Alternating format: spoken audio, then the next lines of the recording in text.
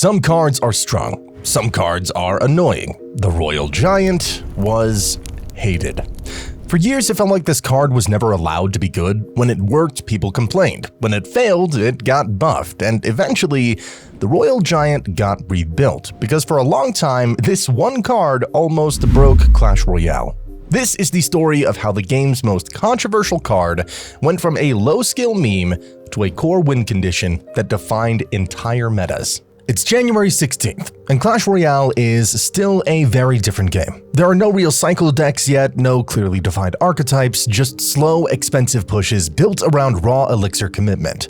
Most matches follow the same structure: place a high HP unit in front, stack support troops behind it, and try to break through by forcing more responses than your opponent can afford. Giant, Golem, and P.E.K.K.A. all thrive in that environment. They absorb damage, give your support troops time to work, and naturally fit into the tank and support formula that defined early Clash Royale. And if you didn't want to play that slow game, Hog Rider existed as a faster option, a win condition that could threaten towers without needing an entire push built around it. But even then, the core idea stayed the same. Win conditions either led a push or they didn't. So when the Royal Giant released in February of 2016, expectations were clear. It cost 6 elixir, it was labeled as a tank, and it looked like it would compete directly with the Giant as another way to convert elixir into tower damage. The difference was that you paid for that 6th elixir. Compared to the 5 elixir Giant, the Royal Giant had less health and dealt less damage. The trade-off was range. The idea was that while the Giant needed to fully cross the bridge and walk up to that tower, the Royal Giant could start threatening earlier, taking less damage in the process and turning positioning into value. That concept was genuinely new at the time. A tank that didn't need to stand right on top of a tower to deal damage hadn't really existed yet. And in theory, that range should have given the Royal Giant a reason to be picked over the Giant. In practice, though, it didn't work that way. The Royal Giant still had to walk most of the lane before entering firing range, and during that time it was exposed to defenses that were already well established. Tesla, Inferno Tower were common sights, and both completely neutralized it. Even without buildings, Barbarians and Minion Horde could shut it down for strong positive trades. The Royal Giant's range existed, but it wasn't long enough to compensate for the health and damage it gave up. And the timing of its release didn't help either. You know who else could deal damage from far away, but only for 3 elixir? Princess. And she was released in the same update. She had even more range, splash damage, and immediate impact without needing to be built around. She chipped towers safely, cleaned up pushes on defense, and forced responses with far less risk. She couldn't tank, but she didn't need to. Princess provided consistent value in every phase of the match, while the Royal Giant asked for 6 elixir and still needed support just to reach a position where his range mattered. When players compared their options, the choice was pretty simple. If you wanted a tank to lead a push, the Giant was cheaper, tougher, and more reliable. If you wanted long-range pressure, Princess did it better for half the cost. That left the Royal Giant in a bit of an awkward spot. More expensive than the Giant, weaker in a straight push, and outclassed at range by a card released at the exact same time. And in a game as straightforward and early as Clash Royale, that usually meant one thing: the card didn't get played. In March, it received a 20% damage increase, which is quite a significant buff to a card, but that kinda had no impact. And that's where the dev team decided to take a different approach. Because the Royal Giant wasn't oppressive or frustrating or warping the meta, it effectively didn't even exist. A 6 elixir win condition, sitting at a literal 0% usage rate, wasn't a balance problem players were complaining about. It was a design problem the developers couldn't ignore. The idea behind Royal Giant was still interesting. A tank that could threaten towers from a distance had potential, especially in a game dominated by slow pushes and expensive commitments. But in its original state, that idea never translated into results. So instead of rethinking the card's role, the first approach was simple: make the range matter more. If the Royal Giant was going to give up health and damage compared to the Giant, then the one thing he was playing for, his range, needed to actually create pressure. The goal wasn't to turn him into a new archetype yet, just to make him valuable enough to justify his cost. And on the 3rd of May 2016, the Royal Giant received a range increase to 6.5 tiles. Did this make him stronger? The numbers say that pretty clearly. But before I show you those numbers, I want to ask you to increase the number of my subscriber count. Seriously, consider if you like these videos. They take me a lot of effort, and your support means the world. So that range buff, what numbers did it create? Well, with a single range buff, the Royal Giant jumped from a 0% usage rate to 28% usage in top ladder almost overnight. For a card that had been completely ignored, that kind of spike was impossible to miss, and this wasn't just because it was easier to connect to the Princess Tower. That extra range fundamentally changed how the card interacted with defenses. Defensive buildings that were meant to stop the Royal Giant suddenly struggled to do their job at all. Tesla was outranged so heavily that the Royal Giant could lock onto the tower without any real risk. Inferno Tower wasn't much better, often getting sniped before he could build enough damage. Cards that had previously been reliable answers now gave up value instead of stopping that push. In matchups without buildings, the Royal Giant had an even easier time connecting to the tower. A single mistake could result in hundreds of damage, and that pressure forced opponents to overspend elixir just to stay alive. This is where the first real frustration around the card started to form, and the way people felt about the Royal Giant can still be felt today inside of the loading screen and inside of 2v2. One of the loading screen hints says all cards are created equally, even Royal Giants. And after finishing a 2v2 match, one of the pre-selected dialogues can be "Nerf the Royal Giant." Even now, a decade later, we can still see remnants of how annoying the Royal Giant used to be. But stick around, because when evolutions rolled around, the Royal Giant may have become even worse to face.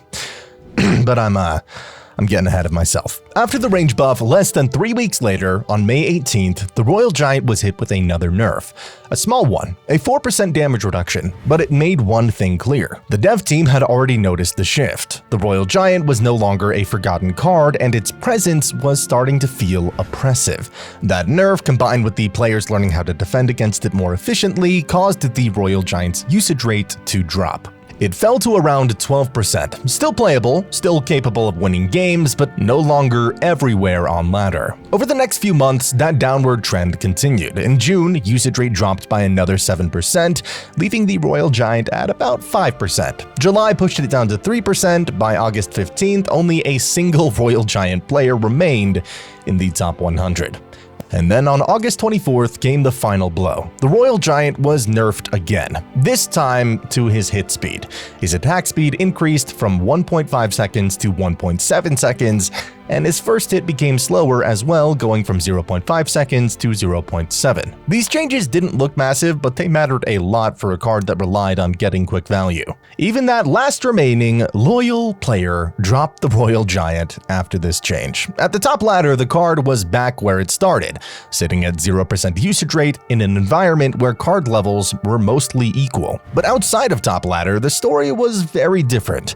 In casual play, the Royal Giant wasn't weak at all. An over-leveled Royal Giant placed at the bridge could be extremely oppressive, especially against players without fully leveled defenses. And because it was a common card, it was far easier to level up compared to epics or legendaries. From that point on, the Royal Giant became one of the most hated cards in Clash Royale. The frustration it caused went beyond normal balance complaints and stuck with the card for years. The kind of dislike players have now for cards like Mega Knight or Firecracker doesn't really come close to what the Royal Giant created back then. This was the original brain-dead card, and that reputation would follow long after its usage numbers dropped. And this over-leveled Royal Giant issue that players complained about will be very important for the trajectory of the Royal Giant and his journey, so keep it in mind for later in this video. Anyway, the Royal Giant would sit at 0% usage rate for weeks, and then for months. For most of 2016, the card simply did not exist at top ladder. That finally changed though near the end of October. Around that time, the Royal Giant climbed to just about 2% usage rate, and the reason was likely the sudden rise of Expo. In the same month, Expo jumped from roughly 3% usage to nearly 19%. The Royal Giant happened to match up well into it. With high hit points and long range, he could walk up, absorb damage, and take out the Expo fairly reliably. But outside of that specific matchup, the Royal Giant was still a weak win condition and didn't see much success elsewhere. In November, the Royal Giant climbed again, reaching around a 4% usage rate, even though Expo had already dropped back down to about 8%. That small increase could be explained in a few different ways. but it wasn't large enough to suggest the card had suddenly become viable. Then, at the start of December, things shifted more noticeably. The Royal Giant jumped to around a 15% usage rate, its highest point since the original range buff months earlier. This time the rise wasn't tied to the Expo, but to a defensive building, the Furnace. After Tombstone was nerfed, Furnace became one of the strongest defensive buildings in the game. What made it work so well with the Royal Giant was how quickly the Fire Spirits could support him. The Royal Giant didn't need to be deep into enemy territory for that support to matter, and the Fire Spirits were able to clean up swarms that would normally shut him down. That combination gave the Royal Giant a brief window of relevance, but it didn't last long. Only a few weeks later, his usage rate started to fall off again, even as Furnace continued to rise in popularity. By January of 2017, the Royal Giant was back down to that 1% usage rate. He just has his one fan in top 100. In February, he saw another short-lived increase alongside Furnace, reaching around 10% usage rate and staying there for a few months. But on April 4th, that run came to an abrupt end. The Royal Giant dropped from about 7% usage rate down to 0. The timing wasn't a coincidence. Furnace was nerfed in the same update, falling from around 10% usage to effectively 0. Without that support, the Royal Giant once again had no place in the meta. At the end of 2017, we did see the release of the Hunter. He's not important, but I'm mentioning him now because he will be later in this video. Anyway, from that point on, the Royal Giant wouldn't see a single meaningful surge in usage again. This remained true for nearly 2 full years. And yet, despite being irrelevant at the top, the card continued to be a big problem in Midladder. An overleveled Royal Giant was extremely oppressive, and that had everything to do with how the card was designed. At lower levels, the Royal Giant struggled. At higher levels, his long range combined with inflated health and damage created situations where defending him became much harder than intended. And so the Royal Giant was given a significant nerf. His deploy time was increased to 2 seconds. This gave the opponent 1 extra second to react, and it was especially a nerf when the original Giant was planted in the pocket, as it couldn't blast away instantly anymore. The growing gap between top ladder balance and mid-ladder frustration eventually forced a bigger decision. And on October 1st, 2018, the Royal Giant received a rework that would change the card forever. By this point, the Royal Giant had become a clear design problem. For nearly 2 years, it failed to exist at top ladder, yet continued to frustrate players everywhere else. And like we've already discussed, that frustration almost always came from facing over-leveled Royal Giants in casual play, not from seeing the card succeed in competitive matches. From the dev team's perspective, the data made that disconnect obvious. In competitive environments where the card levels were equal, the Royal Giant sat at a win rate in the low 30% range, the lowest of any major win condition at the time. This wasn't just weak, it was completely out of line where a level 13 win condition was supposed to sit. The long-term goal, as the developers explained, was simple. A level 13 Royal Giant should belong in the same trophy ranges as all other level 13 win conditions. At that point, it clearly did not. This also explains why every discussion around buffing Royal Giant caused backlash. Players saw it constantly on ladder and assumed it was already strong. But as the dev team pointed out, those Royal Giants were almost never at equal levels. When you actually faced a same level Royal Giant, it was rarely threatening at all. The core issue came down to design. When overleveled, the Royal Giant felt unfair. When evenly leveled, it felt ineffective. And a big part of that frustration came from how his range interacted with defenses. Because the Royal Giant outranged every defensive building in the game, defenders had very little margin for error. High-damage troops like Barbarians or Mini P.E.K.K.A. didn't have enough time to punish him. And if a building like Inferno Tower was placed even slightly late, the Royal Giant could stand outside its range and start firing immediately. That's why the developers focused on range as the main problem. Reducing it from 6.5 tiles down to 5 was a major change, but it was intentional. It meant buildings could block him reliably, defenders had more time to react, and counterplay became more consistent instead of being timing dependent. Of course, that change came with a trade-off. Lowering his range without compensation would have made the Royal Giant even more useless than he already was. So in exchange, his damage was increased by a massive 60%. Each shot was meant to feel more powerful, but only after he committed further into the lane and gave opponents a chance to respond. The developers were pretty clear about the goal here. If the Royal Giant went unanswered, answered he should be much stronger than before. If he had the right counters and used them properly, he shouldn't feel like an unstoppable force. This wasn't a small balance tweak, it was a full reset of how the card was meant to function, and on October 1st, 2018, that rework went live, finally giving the Royal Giant a place in competitive Clash Royale without relying on over-leveling to feel strong. Inferno? Archer's doing work, giant snowball here for the guards. The Inferno Tower's already dead. The Archer just like destroyed it like a beast. Oh man. Hey, you wanna get to my tower with your RG?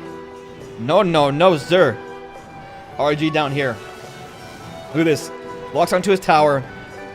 Oh man, it hits so hard.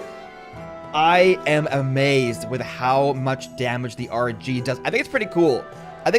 Because there has been a bit of a stigma to the RG, and I kind of want to bring the RG kind of back into a place where everyone can just kind of use it without having that negativity around it. After the rework, the Royal Giant finally behaved the way the dev team intended. If he was left alone, he was a real threat. But when players used the right counters at the right time, those counters were now far more effective than before. Interestingly, many of the decks that had tried to make Royal Giant work before the rework still existed afterward.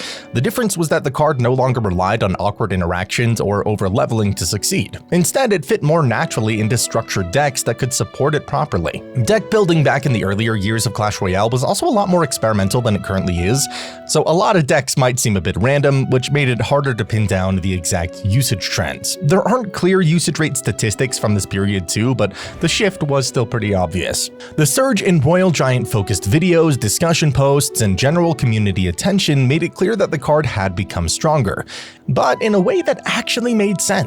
Player reception, however, was not great at first. On the surface, the rework sounded like a straight buff, and for a lot of players, that was all they needed to hear. Many didn't immediately realize that reducing the Royal Giant's range while increasing his damage actually made him less oppressive when overleveled, as long as he was dealt with correctly. But if you think about it, that reaction is kind of understandable. Imagine hearing that Mega Knight would lose his jump, but gain a massive damage increase instead. Even if the change made the card healthier overall, most players would panic before seeing how it actually played out. Over time though, it became clear that the Royal Giant had changed for the better. He was no longer a card that only worked when levels were unfair. He was a proper win condition, strong when ignored, manageable when answered, and finally balanced around equal levels instead of ladder abuse. After the 2018 rework, something interesting happened. For the next few years, Royal Giant simply worked. He wasn't dominating metas, he wasn't disappearing either. He settled into a space where he was a viable win condition that could support multiple deck styles without ever feeling overwhelming or irrelevant. And that alone was a big shift from his earlier history.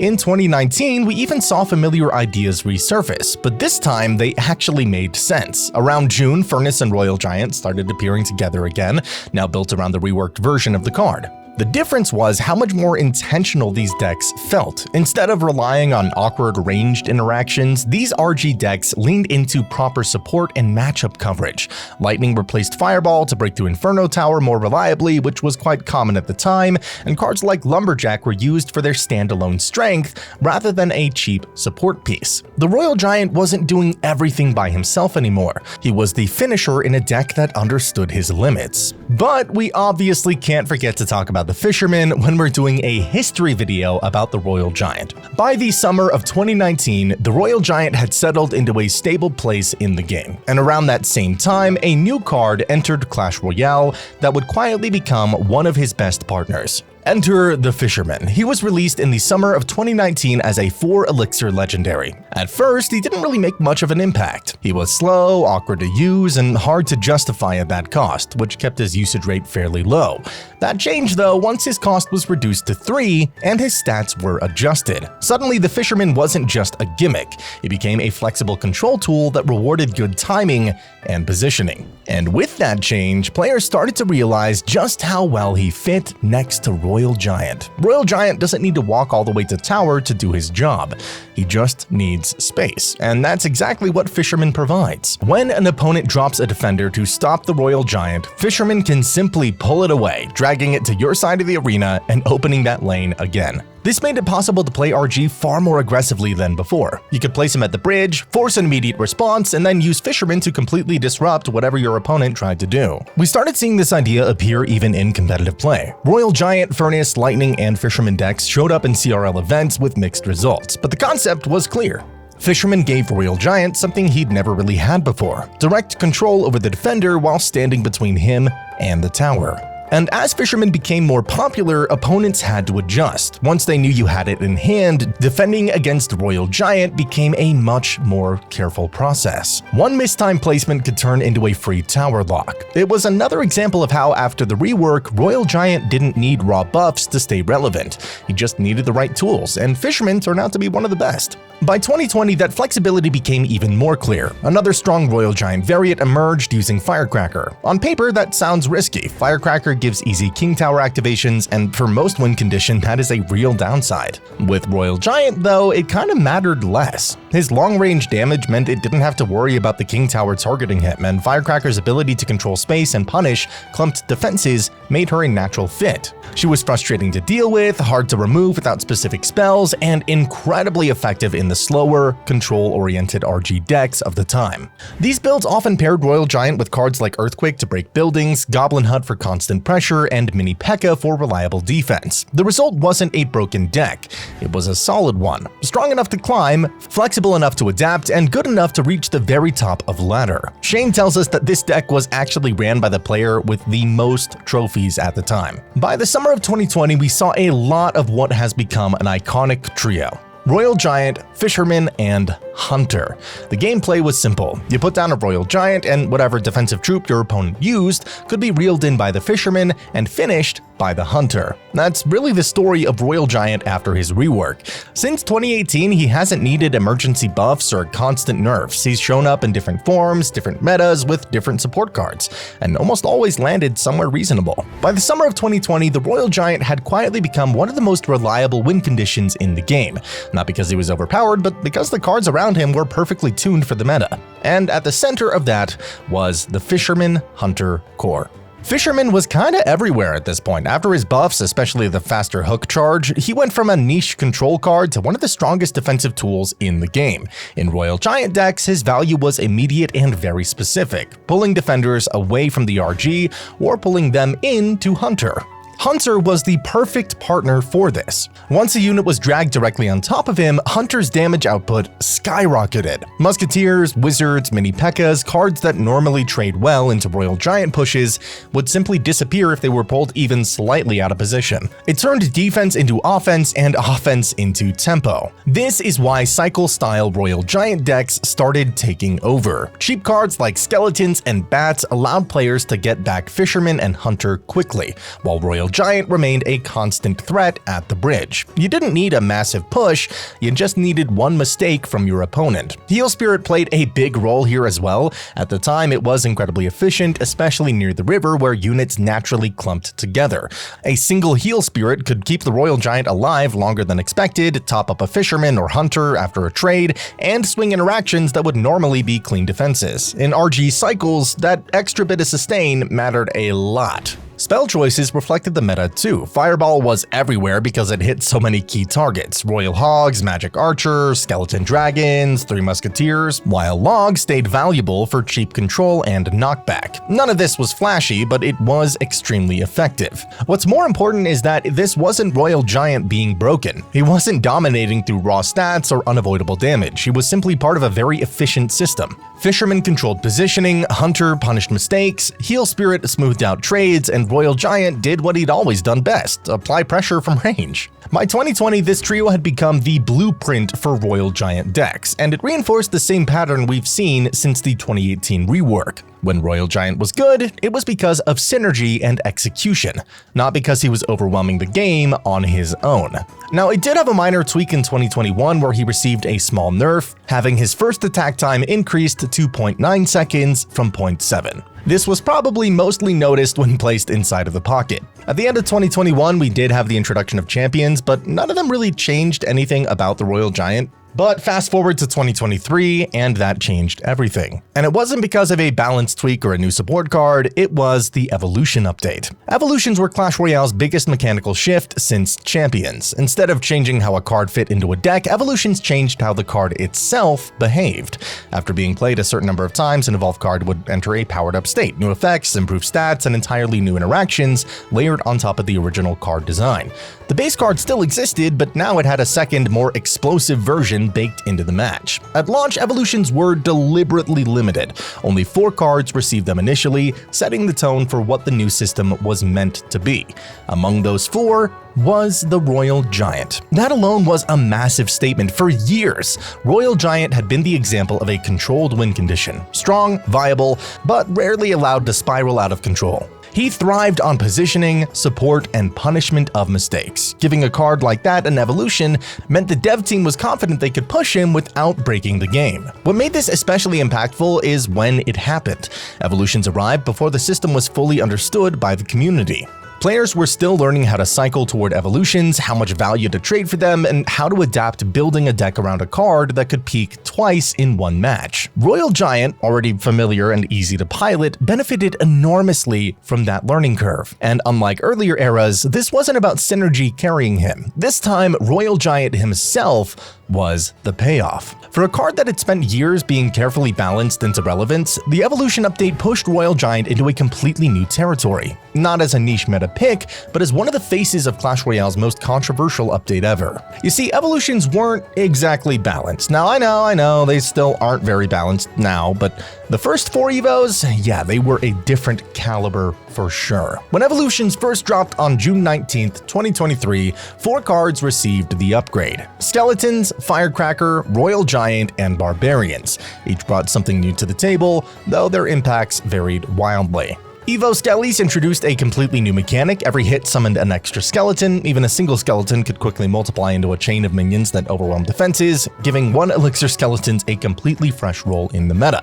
Evolved Firecracker quickly became a formidable threat. Every spark she fired stacked damage individually, so 3 sparks hitting a princess tower dealt 3 separate hits. She couldn't be taken out by a single arrows, and her area control made her a nightmare for opponents to face. Evo RG received extra health and a knockback effect that could push units like Mini P.E.K.K.A backward before they could even swing. This allowed him to enforce space, control defenders, and maintain pressure on towers, while still being counterable if handled properly. And finally, Evolved Barbarians completed the original 4. Their evolution gave them a rage boost upon spawning, temporarily increasing attack speed. However, limited to 1 evolution per deck, they were often overlooked. Skeletons provided continuous value, Firecracker dominated from a distance, and Royal Giant could pressure towers while controlling the battlefield, leaving Barbarians useful but not exceptional. But of course, this isn't a video about Barbarians, and for anyone wondering if the Royal Giant was worth taking an evolution slot, well, he absolutely was. The community was baffled by his strength, and beside the Firecracker, he was arguably the best.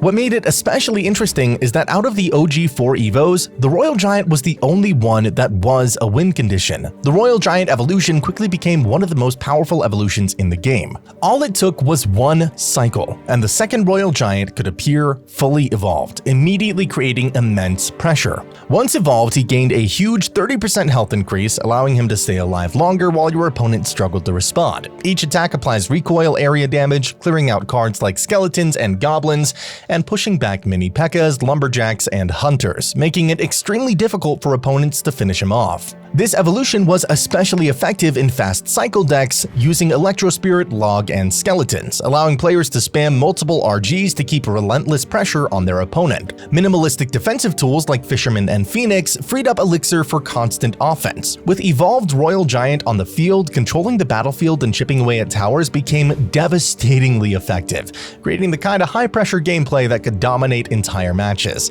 I also found this clip while doing some research on Reddit. It seems you could deal damage to air troops while targeting a building if that air troop is directly on top of it. Pretty interesting. Now, this actually wasn't a bug, he had area damage as stated in the patch notes. Anyway, the evolved Royal Giant was extremely overpowered, like extremely, and so the nerfs would start coming in soon.